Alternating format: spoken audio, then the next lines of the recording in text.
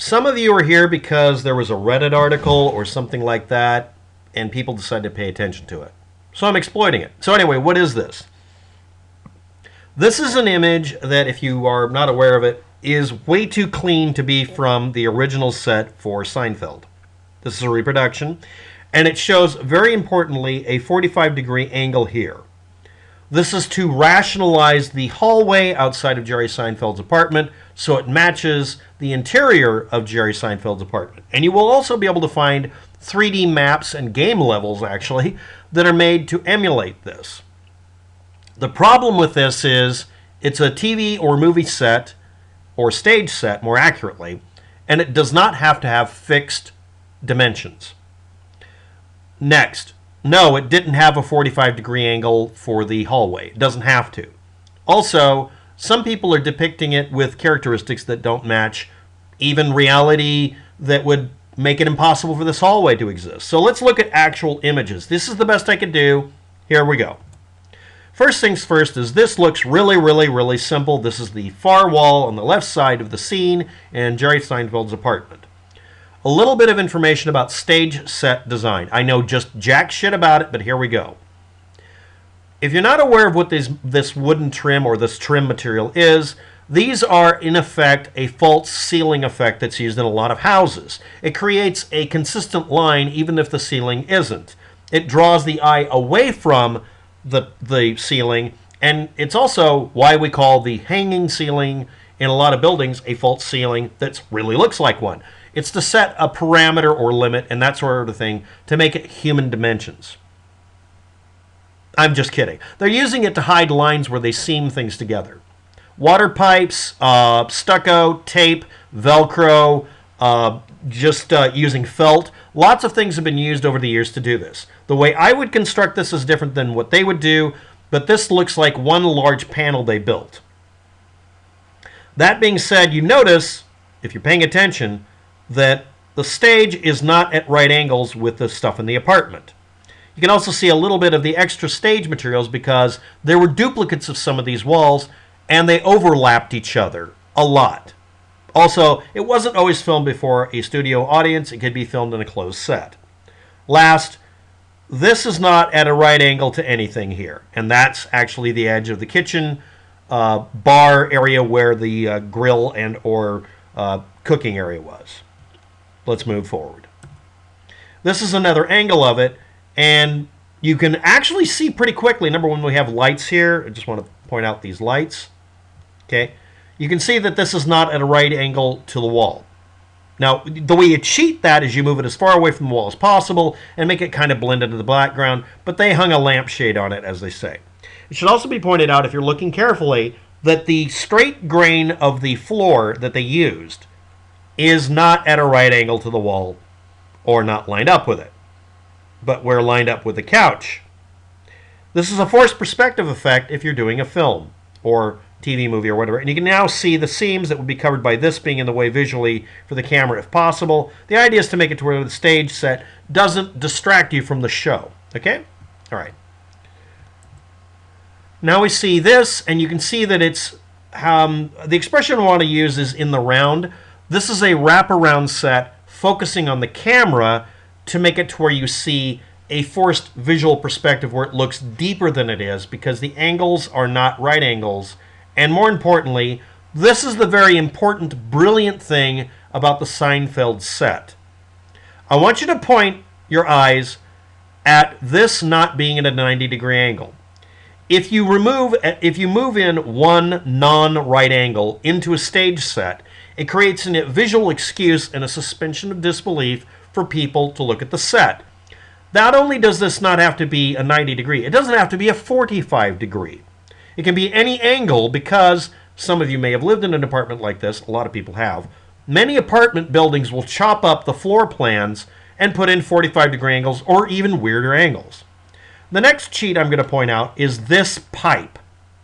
If you put a pipe anywhere, in your head, visually, it forms a hinge. And again, not a goddamn thing in this scene is at a right angle. You want to bust up your right angles as much as possible when you do a scene so that people stop paying attention to everything not matching. The scene here is a squared off building room broken up by slightly less than 45-degree angles if you have to do it. But by putting this wall here, putting in the doorway, the famous Kramer door as I like to call it, a apartment 5A or 3A because it changed over the years, you can go without having a right angle anywhere. And they did.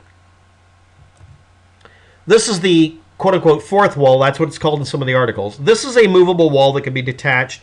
They did not make any attempt to hide this part because there's lines here, and on camera it wouldn't have been a problem. Here you can see either stucco, putty, tape, or most likely some a variable combination over the years. Also, I want to point out that you can kind of tell that these cabinets cheat the fact that this doesn't have to be a right angle either. The set is wrapped around the observer, you and I, or the camera. Here we see a little bit more detail. It's harder to see here, but again, there's the pipe that hides the seam.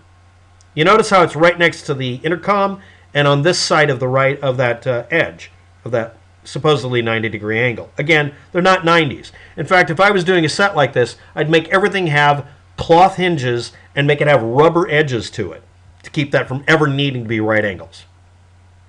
And here we see it from the back side, and you can see what they did with that one wall. The rest of this was mostly stable because it's bound to it, but because this is a removable wall, they put in a piece of wood here with a screw, they put down a wooden plate and a cut piece of lumber, and then bolted to the floor temporarily.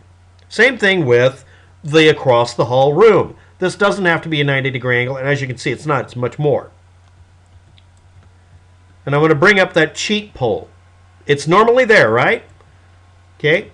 And every angle here is not 90 degrees. There is the floor. The floor was made as a piece they would never have to change, so they did a dumb thing, in my opinion. They gave it a non-perspective effect by doing really straight lines. And this next thing should point that out. Now we see it from overhead, and you see that this wall is not at a 90-degree angle or 45. This is obviously not. But from the camera's perspective, for this shot, this looks almost like a 90-degree angle. Just make it look good. You can see a cheat pole, as I'm calling it, another water pipe. And you'll also notice that here, the water pipe is missing from the scene, or it's put at the far edge, right where you would normally think you would have the supposedly real right angle.